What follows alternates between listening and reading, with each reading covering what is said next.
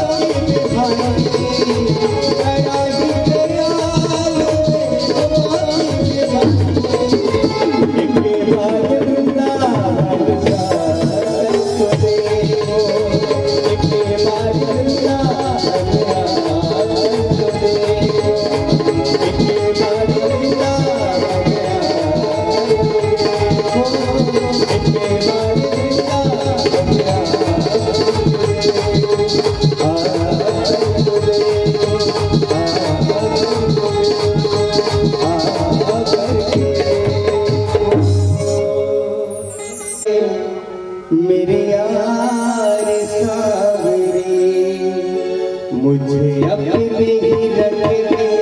रंग ले मेरी यार सावरे, मेरी यार सावरे, दिलदार सावरे, मेरी यार सावरे, दिलदार सावरे। मुझे अपनी रंग दे मेरी यार सावरे, मुझे अपनी रंग ले मेरे यार सावरे।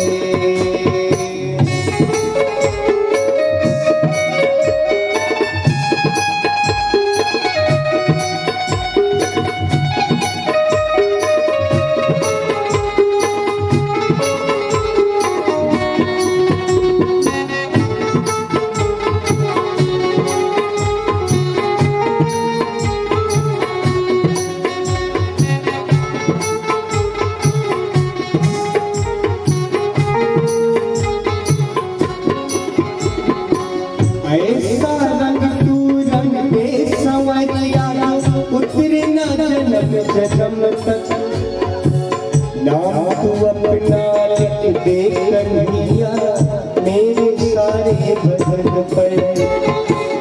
ऐसा रंग तू रंग दे संवरिया, उतरे न जन्म जन्म तक, नाम तू अपना लिख दे कन्हैया मेरे सारे बदन पर। मुझे अपना बना के देखो एक बार सावरे, मुझे अपना बना के देखो मेरे यार सावरे, मेरी यार सावरे, दिलदार सावरे, मेरी यार सावरे, दिलदार सावरे। मुझे अपना बना के देखो एक बार सावरे, मुझे अपना बना के देखो एक बार सावरे।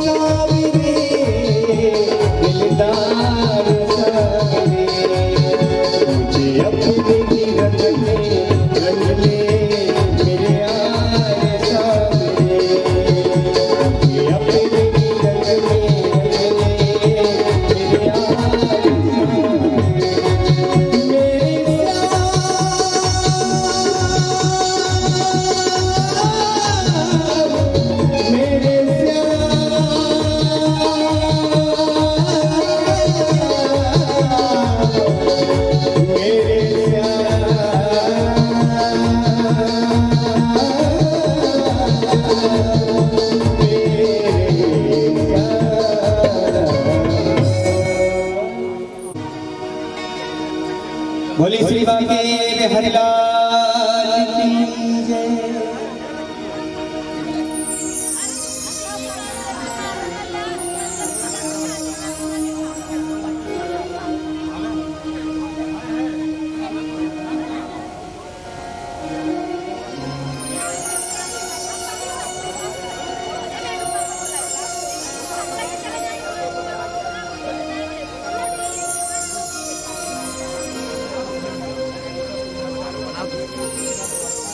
दोनों लोग का आएगा, सिंगल नहीं आ रहा है।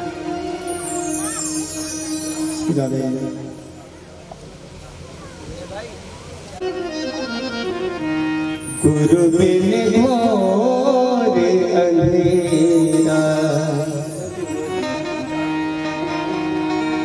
साधु रे गुरु बिन घोर अंधेरा, साधु रे गुरु बिन घोर अंधेरा। जैसे मंदिर दीपक बिना सुना, जैसे मंदिर दीपक बिना सुना, नाही वस्तु का मेरा, गुरु बिन घोर अंधेरा, साधु रे गुरु बिन घोर अंधेरा।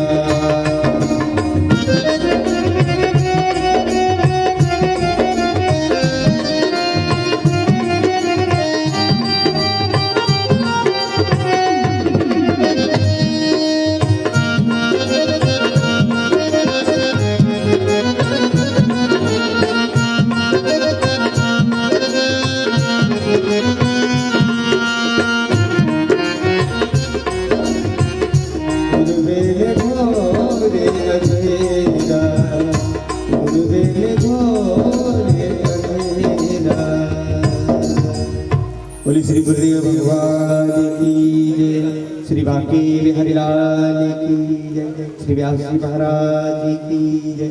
जय जय श्री राधे। हमारे मुख्य विद्वान जो हैं राम बहादुर पटेल जी एवं उनका परिवार, सभी लोग आ जाए मंच में। सपरिवार बहू जो भी है सदस्य वो सब आ जाए, बेटे विचार जो है उनके सब लोग आ जाए परिवार की पूजा के लिए।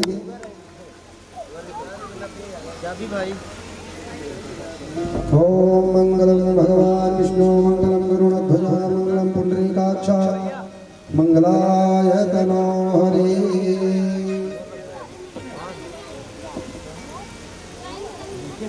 ओम पुनन्तु मां देवजनाः पुनन्तु वनशालयाः पुनन्तु विश्वभूतानि जातवेदाः पुनीः मां। हाजन्यां केशवाय नमः केशवं मां पुनातु नारायणाय नमः नारायणं पुनातु माधवाय नमः माधवं मां पुनातु अस्तु प्रक्षाल्या तिलकधारणम्। ओम सुचक्षामक्षेभ्यां भूयसां मा समर्जामुखेन सुसूचनाभ्यां भूयसां मा नमस्करोमि। सभी लोग हाथ जोड़ लेंगे। प्रधान यजमान जो है चावल पुष्प लेकर के और थोड़ा सा जगह छोड़ दें, महाराज जी को हवा आती है। सभी लोग हाथ जोड़ करके वृंदा देवी का ध्यान करेंगे। जो हमारे सभी लोग जजमान नीचे हैं वो भी हाथ जोड़ करके मानसिक पूजन करेंगे वृंदा देवी का। ओम मातो न इंद्रक्षुमन्तं चित्रं ग्रामं संग्रहाया महाहस्ते दक्षिणेन विद्माहित्वा तुमि घोर्विन्तुमे देष्णं तुमि मगम्। ओम भूर्वास्वा श्री तुलसी देवी नमः। ध्यायामि पूजयामि तुलसी देवी में चढ़ा दीजिए। ध्यायामि पूजयामि पाद्यादि संपूजयिता सर्वोपचारार्थे गन्धकानि समर्पयामि। इति नैवेद्यं निवेदयामि। ओम नाभ्यायासीदन्तर्चक्षुषे शृणोतु क्षमवर्ततापभ्यां भूमिति सह सूत्रा तथा लोकां कल्पयन्ना नैवेद्यान्ते आञ्जलं समर्पयामि नमस्करोमि। अपना हाथ जोड़ करके तुलसी माता से प्रार्थना करेंगे। तुलसी है वरो पंचा रत्न रूपंच मंजरी भवंच प्रदस्यामि अर्पयामि हरि प्रियामो घोरवा स्वाहा। श्री वृंदादेवी नमः प्रार्थना पूर्वकं नमस्करोमि। अनया कथया श्री नमः।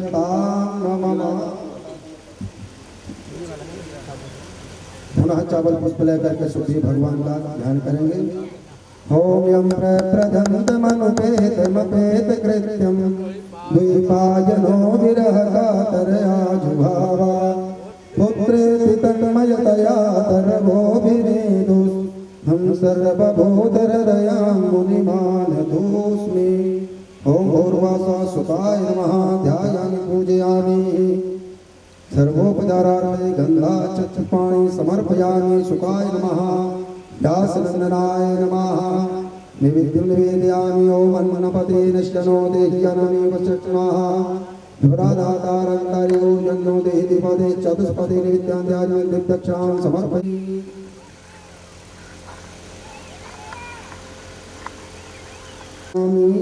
भोग लगाएंगे भगवत जी को।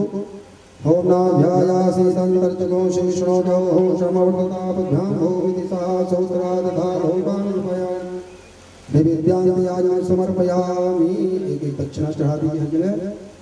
ओम तत्त्वोता च दक्षिणाः तदग्नवेशो कोनोर्दधाता दिव्यक्षां समर्पयामि। नमस्करोमि।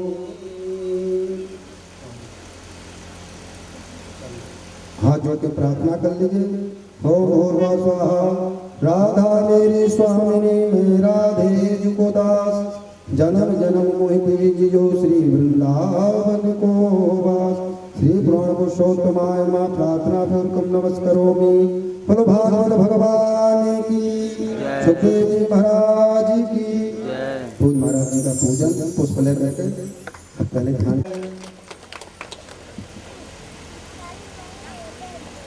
हम सभी लोग महाराज जी को प्रणाम करते हुए और आरती में अपना अपने स्थान को आधार।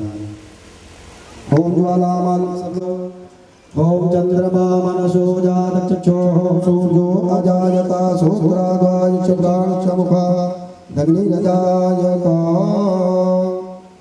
भैया पंखा बंद कर दो, आरती होगी। भूर्भुवः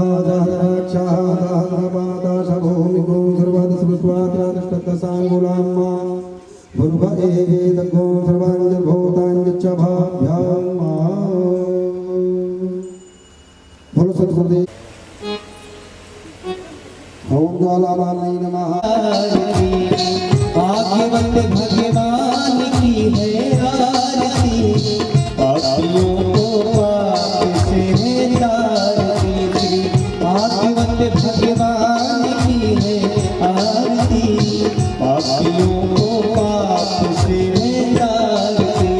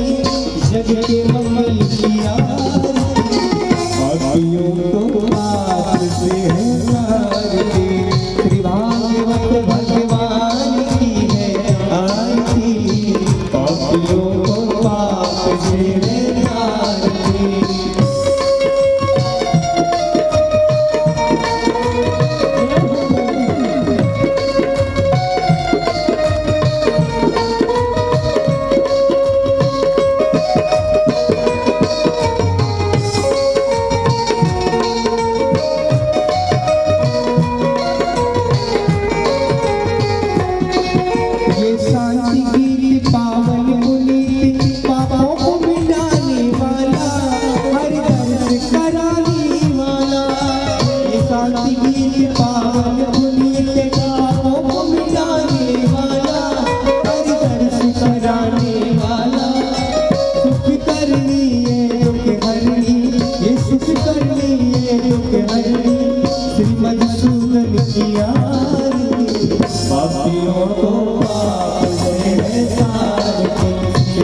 भागवत भगवान की है आरती, पापियों को पाप से है तारती।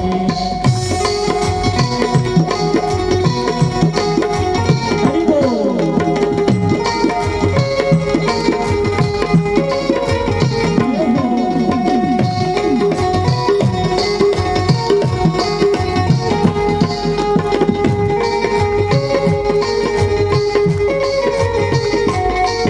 ये मधुर बोल भगवान की बोल सन्मार्ग बताने वाला, बिगड़ी को बनाने वाला। ये मधुर बोल भगवान की बोल सन्मार्ग बताने वाला, बिगड़ी को बनाने वाला। श्री राम यही घनश्याम यही, श्री राम यही घनश्याम यही, प्रभु की महिमा किया पापियों को पाप से है तारती। भगवान की है आरती, पापियों को पाप से है तारती। कर्पूरी गौरवाणी करुणा सागर संसारी सागर मुझे निखार राजा वत्सराम भवानी शैलम तमेव माता पिता तमेव, तमेव बन्धु सखा तमेव, तमेव विद्या द्रविणं तमेव, तमेव सर्वं मम देहि। हरे राम राम राम हरे हरे कृष्ण कृष्ण हरे हरे राम राम हरे हरे कृष्ण कृष्ण हरे राम राम हरे राम राम हरे राम राम हरे राम राम हरे कृष्ण कृष्ण हरे हरे राम राम राम हरे हरे कृष्ण हरे कृष्ण हरे राम राम हरे हरे कृष्ण हरे राम राम हरे राम राम हरे कृष्ण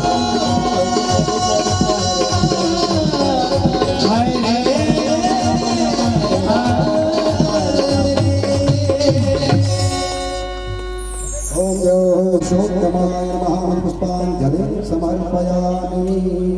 बोलो वृंदावन बिहारी लाल की, भागवत भगवान की, सुखदेव जी महाराज की, सदगुरुदेव भगवान की। जय जय श्री राधे, जय जय श्री राधे। पूर्ण महाराज की। बोलो वृंदावन बिहारी लाल की।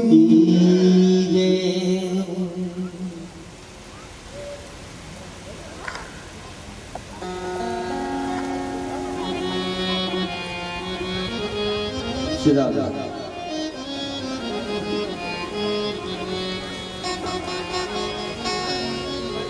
श्री राधे राधे, श्री राधे राधे।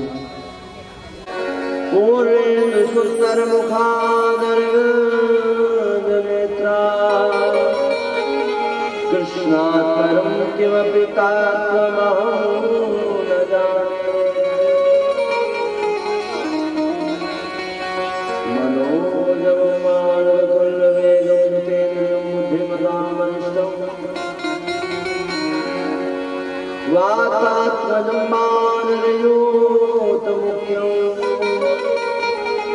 श्रीरामदूतं शरणं प्रपद्ये।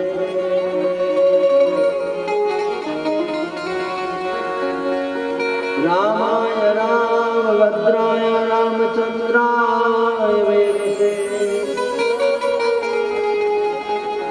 रघुनाथाय नाथाय सीताय पतये नमः। जय श्री राधा रमण जय जय जवन किशोर, जय गोपी किशोर प्रभु जय जय माधव।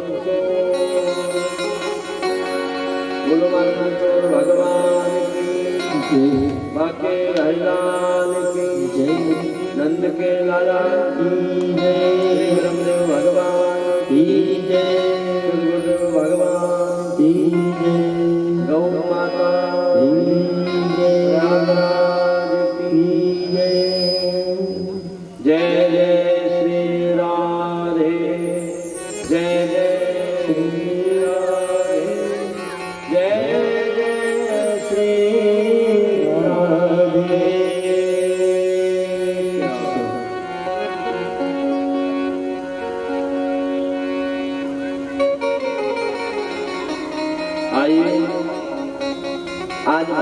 का पंचम दिवस 5वें दिन की पावन कथा में भक्ति भाव से प्रवेश करें।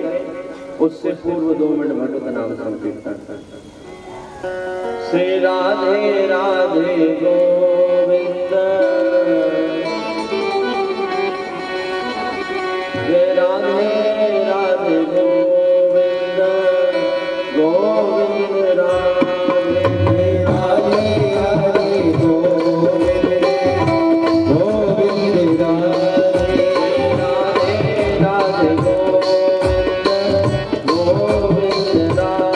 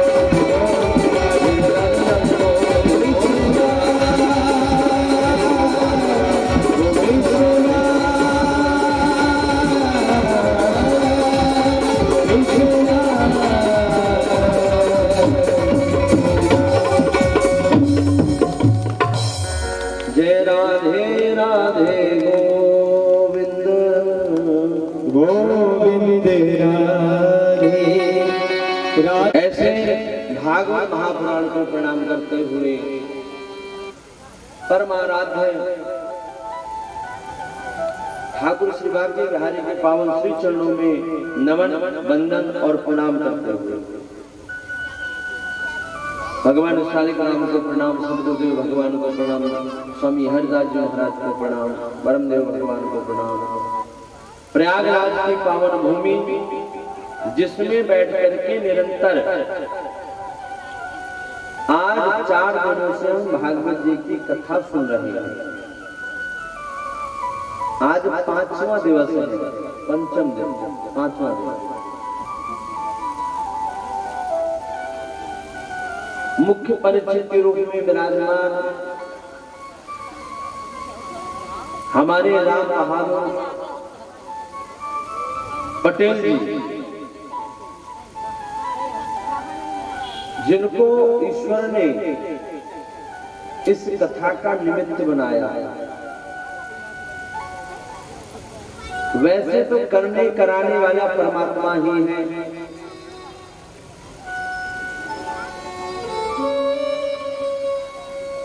भागवत कहती है कि सद्यो हृदयवर्धते प्रकृति शुश्रूषुभे तत्क्षणा। जब व्यक्ति कोई कार्य करवाने का, भगवत कार्य करवाने का संकल्प लेता है, बीड़ा उठाता है, तो उसके कार्य को पूरा करने के लिए परमात्मा उसके हृदय में विराजमान होता है और भगवान उसके हृदय में बैठ करके उस कार्य को अति शीघ्र संपन्न करवाता है। तो करने कराने वाले भगवान ही है। निमित्त मात्र जीव बनता है, जीव को भगवान निमित्त बनाता है। ऐसे राम बहादुर हमारे पटेल जी, जिनको परमात्मा ने निमित्त बनाया,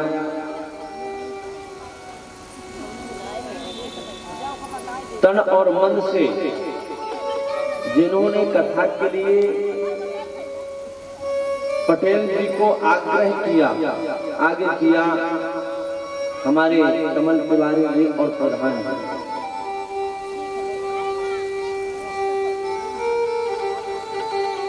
इनका भी विशेष सहयोग इस कथा में, तन मन से लगे रहे और लग करके आज ये कथा 5वें दिवस की कथा पूर्ण होने के लिए जाएगी। मात्र 2 दिन की कथा और शेष रहेगी। कल आप लोगों ने यहाँ बहुत ही सुंदर तरीके से भगवान का नंदोत्सव मनाया। भगवान जन्म लेकर के पधारे। भगवान का जन्म कहाँ? भगवान का जन्म कहाँ पर हुआ है? मथुरा। ये मथुरा क्या है? ध्यान देकर सुना।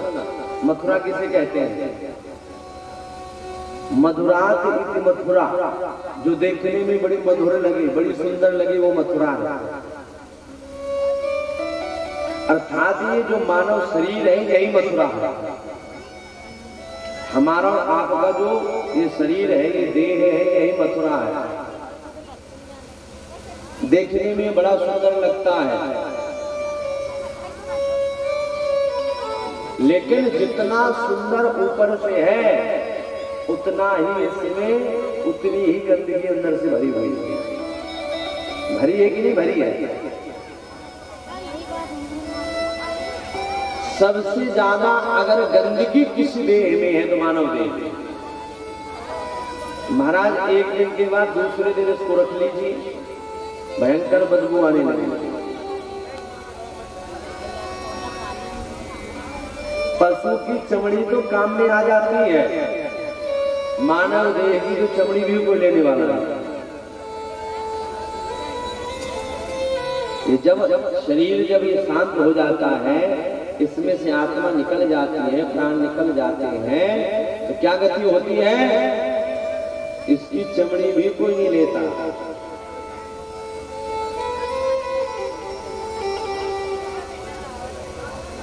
ये इस तरह से है जिस तरह से एक संत बड़ा सुंदर उदाहरण देते हैं मानव देह के ऊपर। कहते थे मानव शरीर ऐसे है जैसे गोबर की मिठाई पर चांदी का परत चढ़ा दिया गया।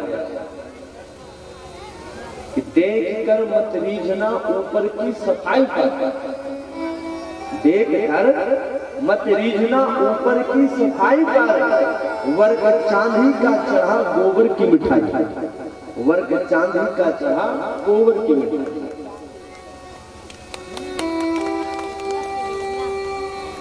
बोले इसकी सुंदरता को देखकर मत रीझना। क्यों? बोले ऐसे है जिस प्रकार से गोबर अंदर भर दिया जाए और ऊपर से चांदी का पर्द चढ़ा दिया जाए। ऊपर से देखने में तो बड़ा सुंदर लगा, और जैसे हमने उसको तोड़ा, तोड़ते ही क्या देखा, बदबू के मारे मुंह और नाक दोनों ही भर गए। तब क्या करोगे? अरे राम राम राम, और थूथू करके उसको फेंक दोगे। यही इस मानव देह की, मानव देह देखने में बड़ा सुंदर है। वही मथुरा की स्थिति, मथुरा बहुत सुंदर है। ये दूसरा भाव विषय भोग ही मथुरा है। जो विषय होते हैं रूप, रस, शब्द, स्पर्श, गंध, 5 विषय होते हैं माताओं का। रूप भाई व्यक्ति किसे देख करके रीझता है? कोई सुंदर है तो हम उसकी सुंदरता पर रीझते हैं, ये विषय ही तो है। कोई व्यक्ति अच्छा बोलता है, हमें उसकी वाणी अच्छी लगी तो उस पर रीझ गए, ये शब्द है। कोई व्यक्ति पकवान अच्छे बनाता है, भाई बड़ा सुंदर भोजन बनाता है, उसके रस पे रीझ गए। ये बड़े सुंदर भाई फलाने होटल के बड़े सुंदर रसगुल्ले बने हुए जो होता है कि नहीं होता? महाराज जी फलाने जगह का जो है रसगुल्ला फेमस, इसको कहते हैं रस, रूप, रस, शब्द, स्पर्श। ये शरीर जो स्पर्श चाहता है, किसको हमने छुआ, उसको छूना हमें अच्छा लगा। और 5वां है गंध। कहीं से बड़ी सुंदर सुगंध आ गई तो मन के आहा बड़ी सुंदर भाई अगरबत्ती लगा, कितनी की लेकर के आ गए, कहते हो कि नहीं कहते? तो रूप, रस, शब्द, स्पर्श और गंध, ये 5 ही विषय हैं, और इन्हें देख करके व्यक्ति रीझ जाता है। मेला इसी का है भाई। आंख अगर ना हो, मेन वासना जो प्रवेश करती है वो आंखों से ही प्रवेश करती है। वासना जो प्रवेश करती है आंखों से प्रवेश करती है। एक कथा मैं आपको बताता हूं। एक कथा आती है बिल्व मंगल जी।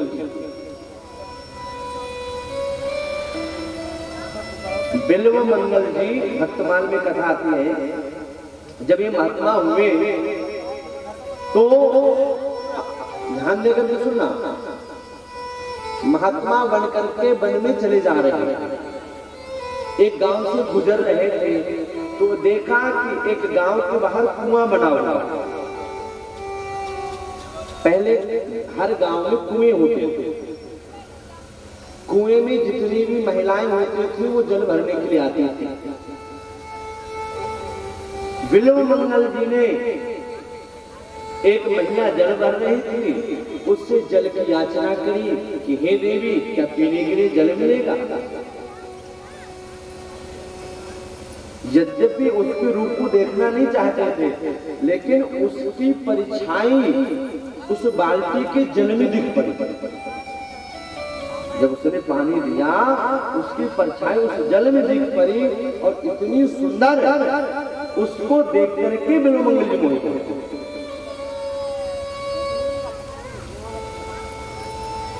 वासना ने कहां से प्रवेश किया? आंखों से। इसलिए आंखों से हमेशा अच्छा देखते, और जैसे वासना प्रवेश करती है आंखों के द्वारा, अब महाराज उसके पीछे पीछे बाबा हो गए। अब वो घर गई तो बाबा जी भी पीछे पीछे घर चले गए। वो दरवाजे में खड़े हुए हैं।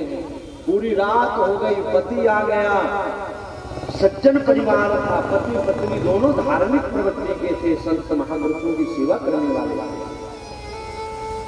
जब सुबह हुआ, सुबह जब देखा कि वो बाबा खड़ा हुआ है, तो उस पत्नी का, उस स्त्री का जो पति है वो आकर के कहता है, बोले बाबा आप आदेश करें, आप क्यों हमारे दरवाजे में आए? जो आप सेवा कहेंगे मैं वो सेवा करूंगा। ये सौभाग्य है कि आप जैसा संत हमारे दरवाजे में आए। बिल्व मंगल जी ने कहा भैया अगर दिखाना चाहते हो तो बस एक बार आपकी पत्नी की सूरत देख दे। आज का व्यक्ति होता तो महाराज लड़ाई कर जाता, गाली गलौज करने लगता, लेकिन धन्य है उस गृहस्थ व्यक्ति को, कहता है महाराज बस इतनी छोटी सी बात अभी लेकर गया। वो गया है 16 श्रृंगार करके अपनी पत्नी को लाया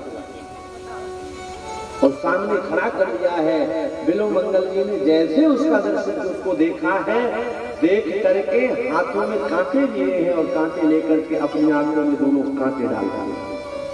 उसी क्षण अपनी आंखें को फोड़ दी और आंखों को फोड़ने के बाद एक ही शब्द कहा है, मुझे बोले जिन आंखों से वासना प्रवेश कर रही है, जो आंखें परमात्मा को नहीं देख सकती हैं, उन आंखों को संसार देखने का कोई अधिकार नहीं। जिन आंखों की वजह से मेरे हृदय में वासना प्रवेश कर गई, इन आंखों को रहने का अधिकार है। और महाराज बहुत बड़े परमात्मा के भगवान तो एक बार जब वृंदावन में जाते हैं और वृंदावन में भगवान अंधे हैं, चल नहीं सकते हैं, रास्ता भटकते हैं, तो ठाकुर जी उनका हाथ पकड़कर उनको चलाता। बिल्व मंगल जी चले जा रहे थे तो ठाकुर जी ने उनका हाथ पकड़ा। हाथ के पकड़ते ही बिल्व मंगल जी समझ गए कि ये स्पर्श साधारण नहीं है, ईश्वर का स्पर्श ही अलौकिक होता है। और जब भगवान को पहचानने लग गए, भगवान ने हाथ छुड़ाया और हाथ छुड़ा करके परमात्मा अंतर दिखने लगे। भगवान चल गए।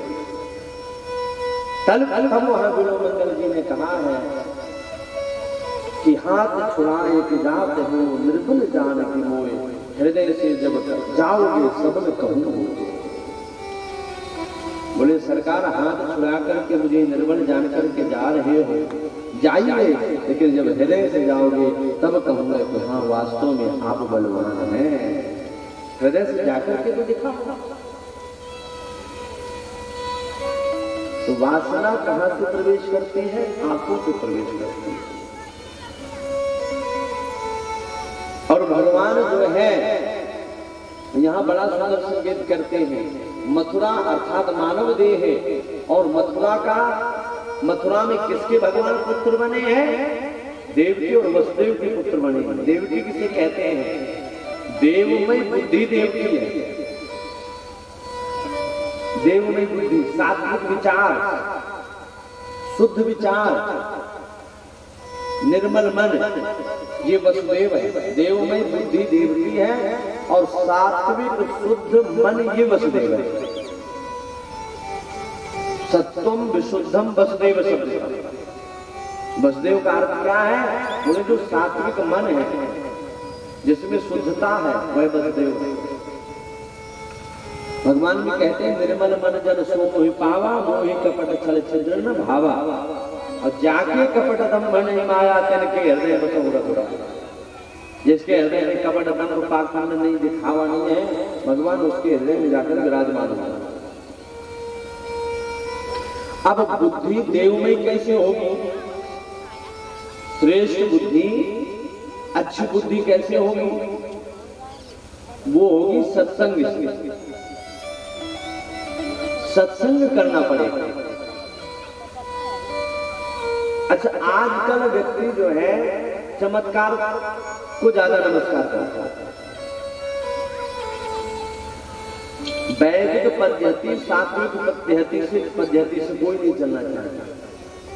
हम कहते हैं महाराज हम दुखी हैं। एक बात बताइए, जब भगवान का भजन ही नहीं करोगे, आज कुछ महिलाएं आई और बोली महाराज जी बहुत दुख है। हमने कहा माता जी भजन करती हो? बोले वो तो होता ही नहीं है, क्योंकि घर में ठाकुर की सेवा तो कभी करते नहीं। बोले मैंने कहा कुछ कर सकती है? बोले वो भी मुश्किल है। मैंने कहा दवाई डॉक्टर दे दे और फिर कह दो कि हम खाएंगे नहीं, तो कैसे रोक रही हो? भाई हम तो दवाई बता सकते हैं, तो जो वो तो है नहीं तांत्रिक, तंत्र विद्या से आपको ठीक कर दे। ये तंत्र मंत्र का प्रभाव भी जो होता है ये अंग्रेजी दवाओं के जैसे होता है, इसका साइड इफेक्ट भी बहुत खतरनाक होता है। और भगवान की भक्ति जो है तिवारी जी, ये जो है ये कैसी है? बोलिए देसी दवा की तरह है। देसी दवा काम करती है पर धीरे धीरे काम करती है,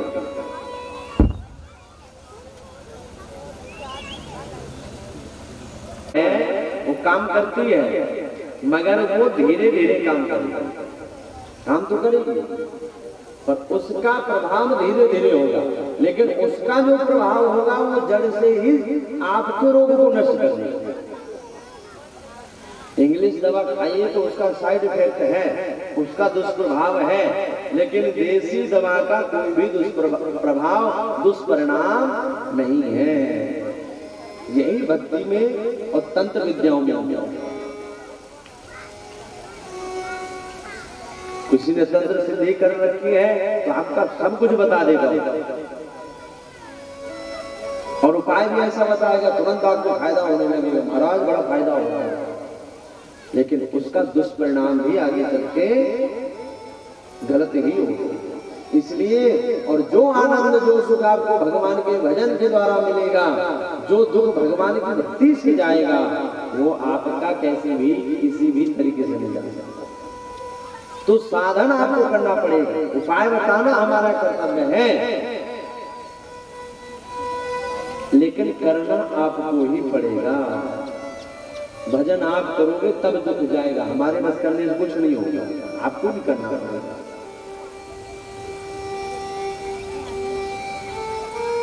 तो बुद्धि देवमयी होगी, जब देवमयी बुद्धि सत्संग से होगी। सत्संग करिए, गुरु दीक्षा लेकर के मंत्र का जाप करिए, तब मन बुद्धि दोनों पवित्र होंगे। और जब दोनों पवित्र होंगे तो आपके मथुरा रूपी शरीर में कोई हृदय रूपी कारागार है, आपका हृदय जो है कारागार है, वहां परमात्मा अपने आप ही जन्म लेकर के आ जाएगा, कहीं खोजने के लिए जाने की जरूरत नहीं पड़ेगी। ये हृदय कारागार है। यहाँ संकेत किया भगवान ने कि जब बुद्धि देवमयी होगी, आपका मन शुद्ध होगा, तो मैं आपके हृदय रूपी कारागार में जन्म लेकर के आऊंगा। दूर न हेर हेर, भगवान कहीं और नहीं बैठा है, आपके हृदय में बैठा है। लेकिन हम भगवान को संसार में तो खोजते हैं पर हृदय में नहीं देखते। जब जरा गर्दन झुकाई देखते, एक संत तो कहते हैं कि सीने में जिसे यार को सीना नहीं आता, हकीकत है जहां में उसको जीना नहीं आता। सीने में जिसे यार को सीना नहीं आता, हकीकत है जहां में उसको जीना नहीं आता। अच्छा, अब अगर ऐसी चर्चा करो तो बहुत से ऐसे पक्षपाती लोग होते हैं जो अब बहुत से इस बात को ये ले लेंगे कि अब मंदिर में मन में विचार कर रहे होंगे तो इसका मतलब मंदिर में जाने की जरूरत ही नहीं। और जब हृदय में बैठा है तो क्या मंदिर में क्यों जाए? बहुतों के मन में आया ना ये प्रश्न आता है कि नहीं आता कि फिर भगवान को कहीं भोजन की जरूरत ही नहीं है जब हृदय में बैठा। तो मंदिर में जाना एक सीढ़ी की तरह है, जैसे बच्चा छोटा होता है, सत्संग में जाना एक सीढ़ी है। बच्चा छोटा है तो माँ पहले उसको उंगली पकड़कर चलना सिखाती है, और जब वो बच्चा बड़ा हो जाता है तो अपने आप चलना सीख जाता है।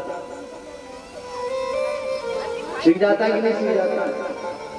तो सहारे की जब तक जरूरत है, जब तक उसमें शक्ति नहीं आ जाती, उसी प्रकार से मंदिर में जाना, सत्संग में जाना, मूर्ति पूजा जब तक जरूरत है, जब तक वही मूर्ति आपके हृदय में बैठ नहीं जाती है, तब तक उसकी आवश्यकता है। भाई जब तक वो चित्त में आपके समाहित नहीं हो जाती, बैठ नहीं जाती है, तब तक तो जरूरी है कि आप मंदिर जाओ। बहुत से सिद्धांत को लेकर के बैठ जाते हैं कि मन चंगा तो कठौती में गंगा है। देखो भगवान के दो रूप हैं, एक निर्गुण रूप है, सगुण रूप है। तो निर्गुण रूप को और सगुण रूप में दोनों में अंतर है। जो भक्त होता है वो सगुण रूप का उपासक होता है, भगवान की मूर्ति सेवक उपासक होता है भक्त। और जो ज्ञानी होते हैं, जो बहुत ऊंचे उठ चुके हैं, वो बात उनके लिए है कि निर्गुण ब्रह्म है, ब्रह्म तो चारों तरफ है। जो ऐसी बातें करते हो, जो बहुत ज्यादा ज्ञानी हो चुके हैं, वो बात उनके लिए कही गई है, हमारे और आपके लिए नहीं कही गई है। एक आपको दृष्टांत सुनाता हूँ। एक जो है गांव में एक महात्मा जी पधारे। एक महात्मा जी गांव में, महात्मा जी निर्गुण ब्रह्म के उपासक थे। वो मूर्ति पूजा को ढोंग कहते हैं। और गांव वाले जितने भी थे वो सब मूर्ति पूजा के पक्षपाती थे। मंदिर में जाना, उनका भजन करना, उनका श्रृंगार करना, सेवा करना, आपका नाम भोग लगाना, ये सब गांव वाले करते थे। महात्मा ने अपनी बात रखी, मन चंगा तो कठौती में गंगा, बस इसी बात को लेकर के खूब लंबा चौड़ा व्याख्यान दिया। और अंत में कहा, बोले भाई एक काम करो, मूर्ति उठा करके गंगा जी में प्रवाहित करो, जैसे मैं कहता हूँ, निर्गुण ब्रह्म की उपासना करो। परमात्मा तो कण कण में विराजमान है, सर्वत्र ईश्वर है। अब गांव के व्यक्ति जो सीधे साधे बेचारे अपना पक्ष रखने पर बाबा जी कैसे जीते। तो गांव का एक आदमी जो था वो बड़ा चतुर था, जैसे आपके गांव के प्रधान जी हो। बोले भाई ऐसे तो जीता नहीं जा सकता, एक काम करो, उसको घर बुलाते हैं। बोले महाराज जी आपके मेरे घर आना। बोले ठीक है, क्या काम है? बोले आज आपका प्रसाद मेरे घर में। सुंदर महाराज पकवान बनाए। पकवान बनाने के बाद जितना भी भोजन बनाया, मिर्ची सब में डलवाया, सब में मिर्ची तेज है। और कहा बाबा भोजन चालू करो। बाबा ने भोजन चालू किया, जल दिया नहीं, बाहर से दरवाजा बंद कर दिया। अब बाबा को जोर से मिर्ची लगी। अब जब बाबा को जोर से मिर्ची लगी तो बाबा जोर से चिल्लाए, अरे भाई दरवाजा खोलो और पानी दो। तो बाहर से आवाज आती है, प्रधान जी कहते हैं, बोले महाराज क्षमा करना, भी आप ये कह रहे थे मन चंगा तो कठौती में गंगा, एक काम करिए, उसी कठौती रूपी गंगा से एक लोटा पानी भी पी लीजिए। पानी नहीं पी सकते हैं। तब बाबा को समझ में आया, बोले भाई ठीक कह रहे हो। तो जो जिसका मन रूप माधुरी में भगवान के फंस चुका है, वो भला निर्गुण ब्रह्म को कैसे मान सकता है? और निर्गुण ब्रह्म को जब भी मानेगा जब तक वो आपकी मूर्ति आपके हृदय में विराजमान है। पूजा तो उसी की करनी है। और भगवान विराजमान कैसे होंगे आपके हृदय में? हृदय में जब विराजमान होंगे ईश्वर। देखो भगवान का अवतार किस लिए होता है पता है? अवतरणिका धातु से अवतार शब्द बना। और भगवान अवतार मात्र लेते हैं भक्त को सुख देने के लिए।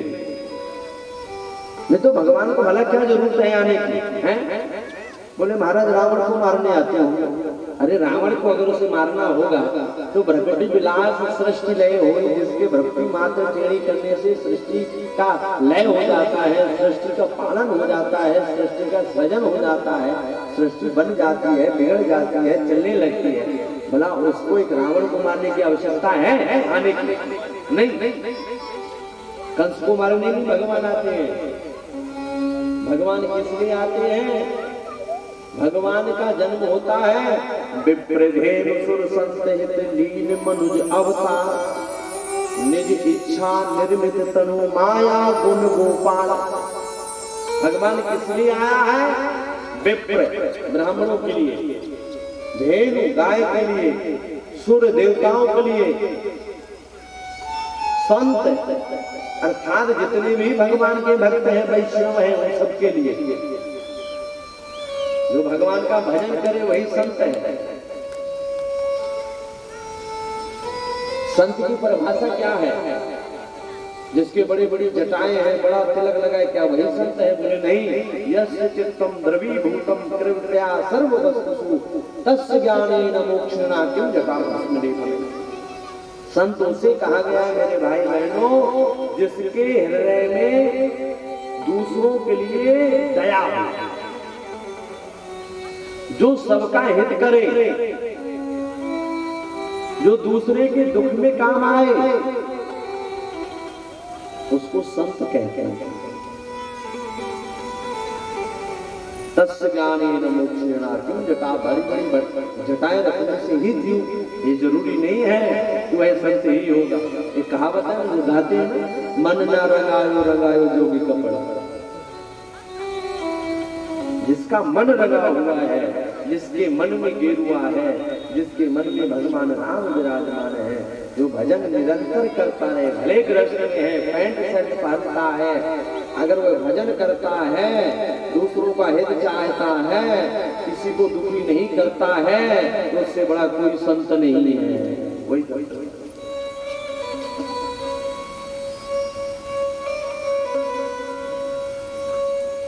तो वह कौन है? वह संत ही है। इसलिए भगवान का अवतार किस लिए होता है? भक्तों की रक्षा के लिए, भक्तों को अच्छा, जब भी भगवान को भक्त बुलाते हैं तभी तो परमात्मा आता है। भगवान तो आज भी तैयार है आने के लिए, आज भी आपके मथुरा रूपी शरीर में, हृदय रूपी कारागार में भगवान प्रकट होने के लिए बैठा है, लेकिन भगवान को पुकारने वाला कोई नहीं है। एक संत कहते हैं कि सूर्य फिरे अनेक पद गावत, पै पद सूर सुस्वादित,